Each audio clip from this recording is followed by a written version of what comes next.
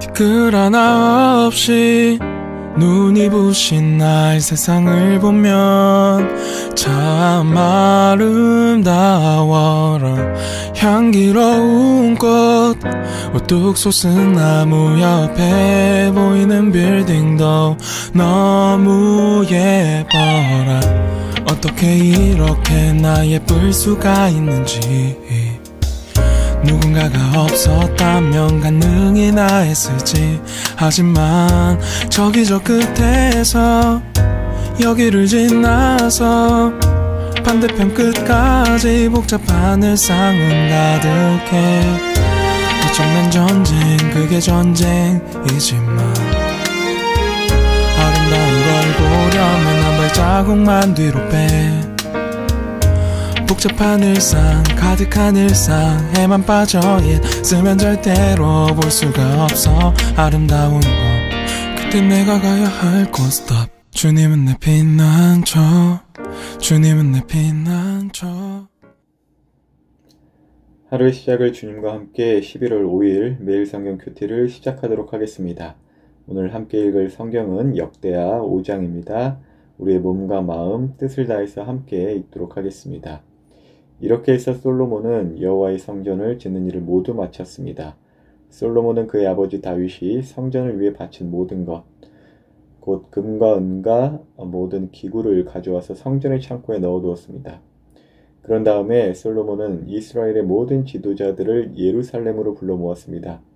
솔로몬은 장로들과 각 지파의 지도자들, 그리고 각 집안의 어른들을 불렀습니다. 솔로몬이 그들을 부른 까닭은 여호와의 언약궤를 다윗성 곧 시온의 옛성에서 옮겨오기 위해서였습니다. 그리하여 이스라엘의 모든 백성이 솔로몬 왕 앞으로 모였습니다. 그때는 7월의 초막절 때였습니다. 이스라엘의 모든 장로들이 도착하자 레위 사람들이 궤를 어깨에 메고 옮기기 시작했습니다. 제사장과 레위 사람들이 그 궤와 회막과 그 안에 거룩한 물건들을 다 옮겼습니다. 솔로몬 왕과 이스라엘의 모든 백성이 그 궤 앞에 모였습니다. 그들은 셀 수도 없을 만큼 많은 수의 양과 소를 제물로 바쳤습니다. 그런 다음에 제사장들이 여호와의 언약궤를 제자리 곧 성전 안에 지성소에 놓아두었습니다. 언약궤는 곧 그룹의 날개 아래에 두었는데 그 그룹의 날개는 궤를 놓아둔 곳 위에 펼쳐져 궤와 그 상자를 매는 채를 덮었습니다. 상자를 매는 채는 매우 길어서 지성소 앞에서는 채의 끝이 보였습니다. 그러나 성소 밖에서는 보이지 않았습니다. 그 채들은 아직까지도 거기에 놓여 있습니다. 그 궤 안에는 돌판 2개만 들어 있었습니다. 그 돌판은 시내산에서 모세가 넣어둔 것입니다. 시내산은 이스라엘 백성이 이집트에서 나온 뒤에 여호와와 언약을 맺은 곳입니다. 그런데 모든 제사장들이 성소를 떠났습니다. 그곳에 있던 제사장들은 차례와 상관없이 몸을 깨끗이 한 뒤 여호와를 섬길 준비를 하고 있었습니다. 음악가인 레위 사람들 곧 아삽과 헤만과 여두둔과 그들의 아들과 형제들은 제단 동쪽에 서 있었습니다. 그들은 하얀 모시옷을 입고 제금과 비파와 수금을 연주했습니다. 그들과 더불어 제사장 120명이 나팔을 불었습니다. 나팔을 부는 사람들과 노래하는 사람들이 한 사람처럼 소리를 냈습니다. 그들은 찬양하며 여호와께 감사드렸습니다. 그들은 나팔과 제금과 그 밖에 악기를 연주하며 노래를 불렀습니다. 그들은 이런 노래로 여호와를 찬양했습니다. 여호와는 선하시다. 그의 사랑은 영원하시다. 그때 구름이 여호와의 성전을 덮었습니다. 제사장들은 그 구름 때문에 일을 계속할 수 없었습니다. 여호와의 영광이 하나님의 성전을 가득 채웠습니다.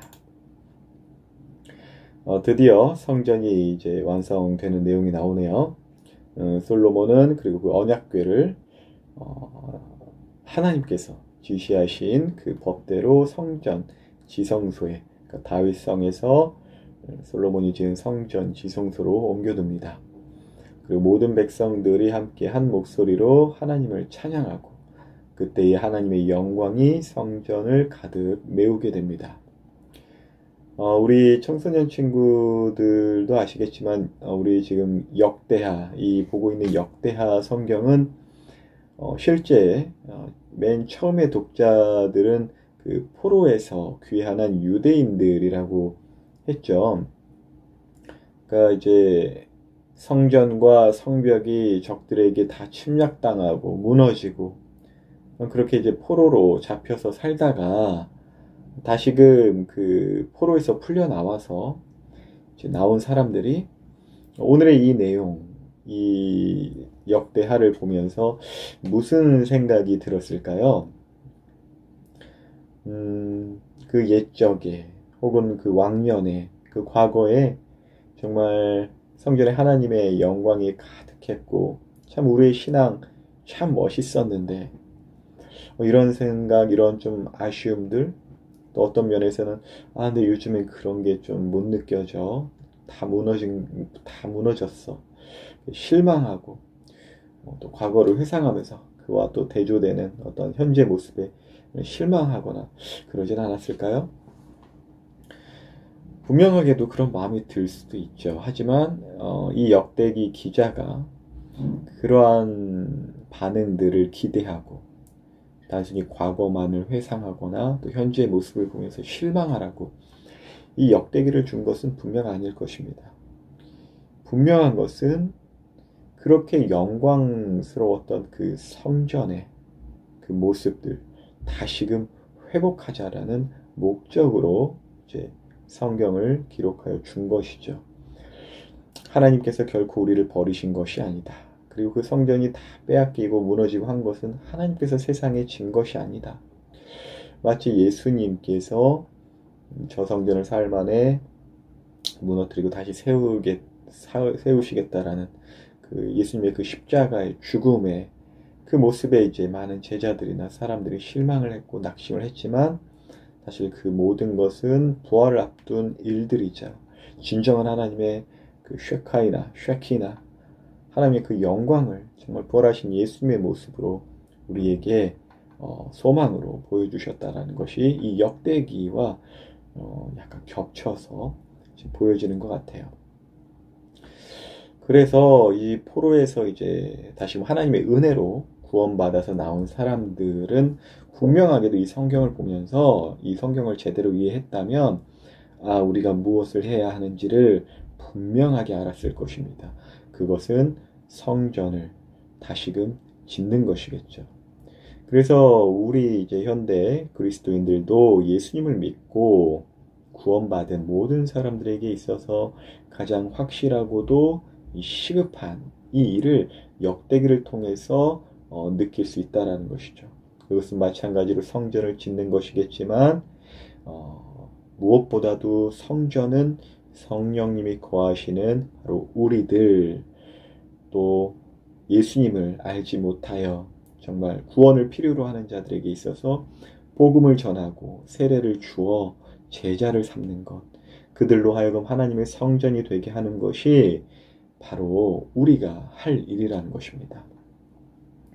그래서 예수님께서도 그 부활의 영광을 보여주시고 남은 우리로 제자들로 하여금 이렇게 말씀하셨어요.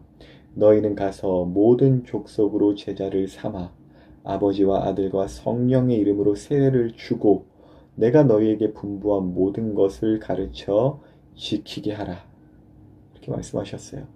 그러나 단순히 그렇게 어떤 행위만을 말씀하신 것이 아니라 볼지어다 내가 세상 끝날까지 너희와 함께 있겠다고 우리 주님께서 직접 말씀하셨죠. 이것은 오늘 본문의 마지막에 나오는 그 쉐키나 하나님의 영광이 구름의 형태로서 가시적으로 확연하게 드러났던 것, 그것이 물리적으로도 제사장들에게 임재해서 제사장들이 자기의 일을 못할 정도로 그 무거운 그 영광의 무게가 느껴질 만큼 정말 우리에게는 더 확실한 하나님께서 주신 그 영광이 있는데 그것이 뭐냐? 바로 예수님께서 약속하신 보혜사 성령님, 그 성령님으로 인한 하나님과 함께함, 그 권세겠죠. 근데 이러한 권세가 잘 드러나지 않거나 혹은 하나님과 내가 만나고 있는지, 내가 동행하고 있는지, 하나님을 어떤 가시적으로 잘 느끼지 못하는 게 요즘 우리인 것 같아요.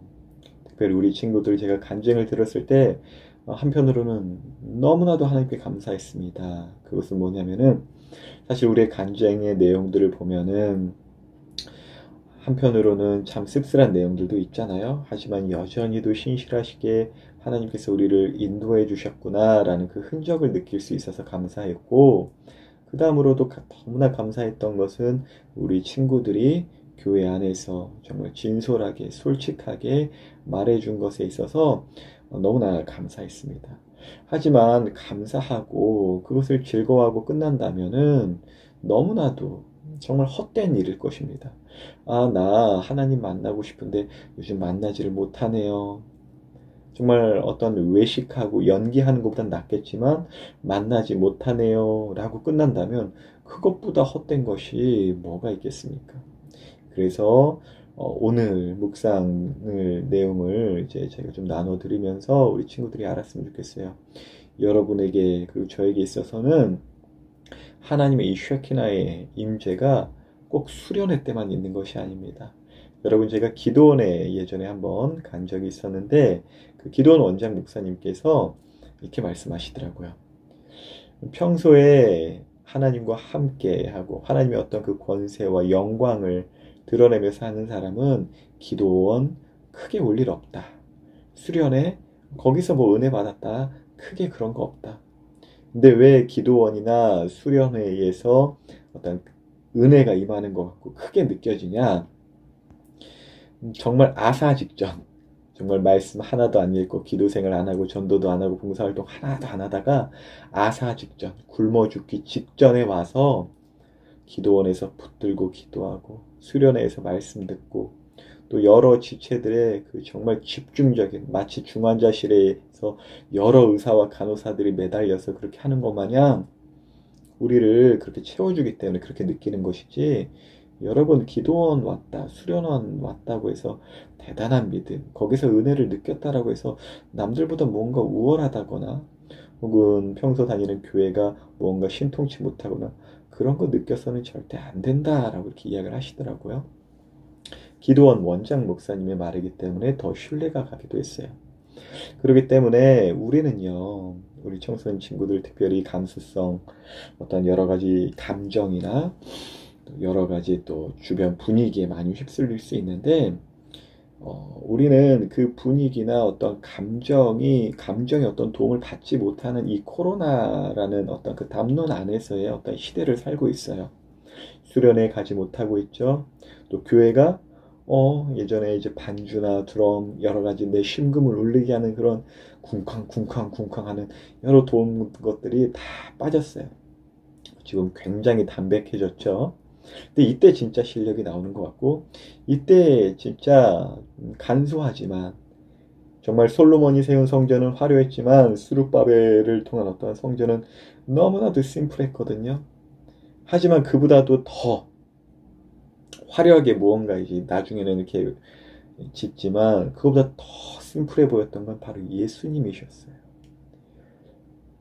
우리는 이 묵상 그리고 저의 내용을 통해서 한번 생각해 보았으면 좋겠어요.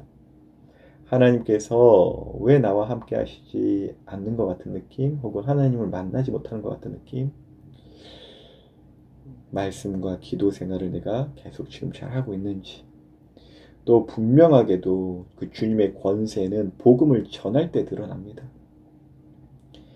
복음을 전하고 세례를 줄 때, 병고침의 능력, 또 하나님의 어떠한 정말 초이성적인 권세들, 내 감정과 여러 주변 환경과는 상관없이 절대 세상이 빼앗지 못할 평안은 주님의 일에 함께할 때 분명하게 느껴집니다.